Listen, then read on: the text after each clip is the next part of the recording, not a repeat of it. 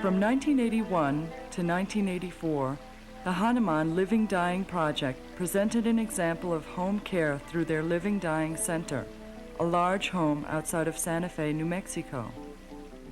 I get waves of grief. I was grieving nonstop a few months ago, making myself crazy, everybody around me, including my beloved. And I'm not doing that now.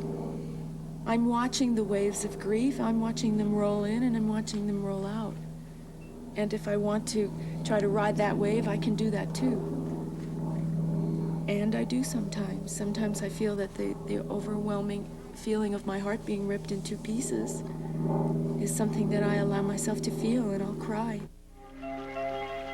While facing the daily realities of home care, together Dale, Diane, David Tirth, and Prashant explore emotional and philosophical questions. How can I deal with my feelings of sorrow, loss, guilt, and anger?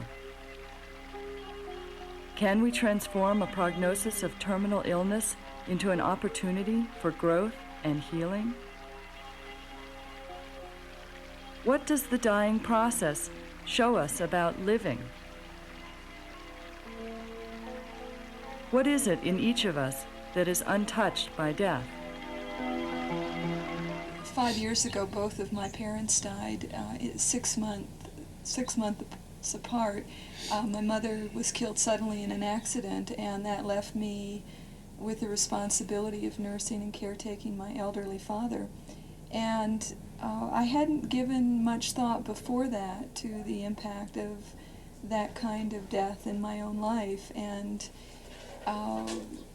it was clear to me without even thinking it through that I wanted to honor my father's wish to die in his own bed. I mean, that made perfect sense to me. And in that circumstance, then, 5 years ago, when it got right down to it, that opportunity was taken away from me. I was threatened by a physician with criminal negligence if my father wasn't hospitalized and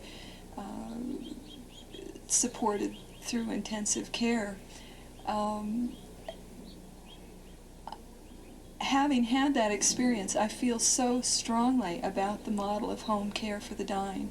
I really feel that for families and for our culture, it's a step toward wholeness and healing.